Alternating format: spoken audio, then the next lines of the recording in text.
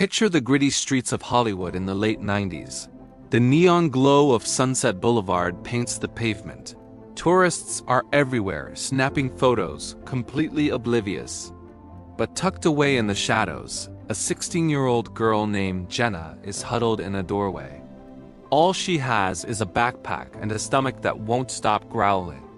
She's just been kicked out of her latest foster home, another failure in a long line of broken promises. She has no family, no safety net. Just the cold, hard concrete and the distant hum of cars racing into the night. Jenna wasn't born into this mess. Let's rewind to 1985, to a rundown apartment in South LA. Her mom, a single parent locked in a battle with addiction, just couldn't cope. When Jenna was only 7, child services had to step in. The bruises on her small arms told a story her own words couldn't. "It's okay," she'd whisper to the social worker, trying to protect a world that was falling apart. But it wasn't okay. Her first foster home was with a couple in the suburbs who promised stability, but that promise was broken. The nights turned dark, filled with yelling, hitting, and the terrifying sound of a key turning in a lock, trapping her in a room. At just 10 years old, Jenna ran away. She was picked up not as a victim, but as a problem, and thrown into juvenile detention for acting out. Imagine those hallways echoing with the cries of other lost kids, guards barking orders.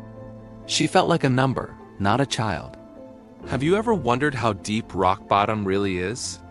For Jenna, it was sleeping on Hollywood sidewalks, learning to be invisible, constantly dodging danger and begging for scraps of food.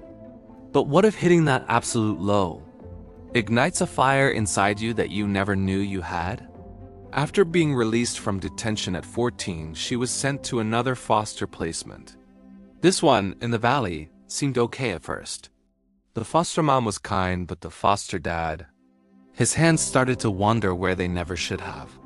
Jenna found the courage to tell her caseworker, but nothing happened. "Kids like you make things up for attention," they told her. With her heart shattered and all trust gone, she bolted again. The streets were the only place left to go.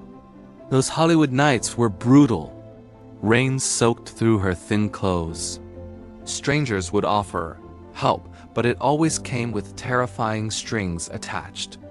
She learned to scavenge for food in the dumpsters behind diners, and she'd trade stories with other runaways under the cold concrete of overpasses. One night, as she was curled up in an alley trying to stay warm, a cop's flashlight blinded her.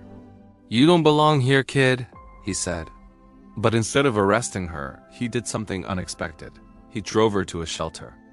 It was the first real break she'd had in years. But trauma clings to you like a shadow.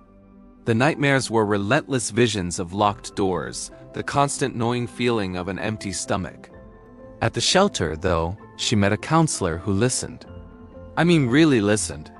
"Your pain doesn't define you," the counselor told her. And for the first time in forever, Jenna cried. Not quite tears, but ugly, snotty sobs that she'd held in for years. It was a release. It was a beginning. Now think about your own scars for a moment, the ones you try to hide. What if sharing them wasn't a sign of weakness, but a way to heal not just yourself, but a whole chain of other broken hearts? At 18, while crashing on couches at the shelter, Jenna got her GED. She applied to a community college in LA, and thankfully, scholarships for former foster kids helped her get in. She chose to study psychology, devouring books on trauma and abuse cycles. "This is me," she'd think to herself, highlighting page after page that explained her own life. Her professors saw the fire in her eyes. "You've lived this," one of them told her. Use that. On her graduation day, she stood there in her cap and gown with no family in the crowd cheering her on. But inside, a fierce pride burned brighter than any spotlight. She started an internship at a youth center, counseling kids who were fresh out of the same foster care hell she had endured. She saw her own past reflected in their wide, scared eyes. "I get it," she'd tell them softly. "I've been there." There was one girl, just 12 years old, with fresh bruises and a wall of silence around her. Jenna didn't push. She just sat with her, quietly, and then shared a small piece of her own story. I slept on the streets too, she said. But look at me now. That's when the girl's wall came down. The tears started to flow, and the healing began. It proves that life's darkest chapters aren't the end of the story. They're the plot twists. The kind that turn survivors into heroes. Years passed. Jenna earned her master's degree in social work from UCLA. She opened a small practice in downtown LA, specializing in helping foster youth. She knew they needed more than just talk, so she created simple, tangible tools. Anger bags for them to punch out their feelings, and sad boxes where they could store their grief. The kids loved them. It's okay to feel messed up, she'd tell them. But the goal is not to stay there. Word of her unique approach spread. Soon, she was training social workers at DCFS, the very system that had failed her. Listen to these kids, she would urge them, her voice full of passion. They aren't problems to be managed. They are people who need to be heard. Her incredible story was picked up by local news and then went national. Books, workshops, and even a TEDx talk followed.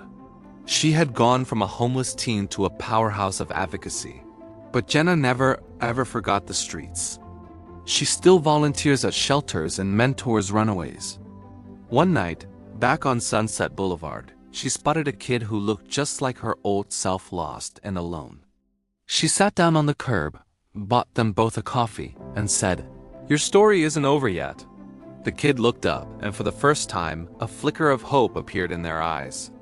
Today, at 40 years old, Jenna is married and has a daughter of her own. She's teaching her empathy from a young age. "Mommy helps fix hearts," her little one tells people. Your pain? It's powerful. The map you created to get through your own darkness. It can be the very thing that guides others home. Jenna's story is a powerful lesson. Our darkest chapters can become our guiding lights. For every abusive home, every cold street, every locked door she faced, she turned that pain into purpose. She dedicated her life to helping one kid at a time escape the cycle. So here in the land of second chances, what's your dark chapter? The system fails far too many, but stories like Jenna's prove that you have the power to rewrite your ending. Don't hide your scars. Let them shine. Because somewhere out there, a kid who feels lost and alone needs to see your map.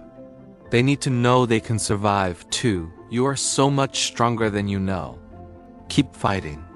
Thanks for watching.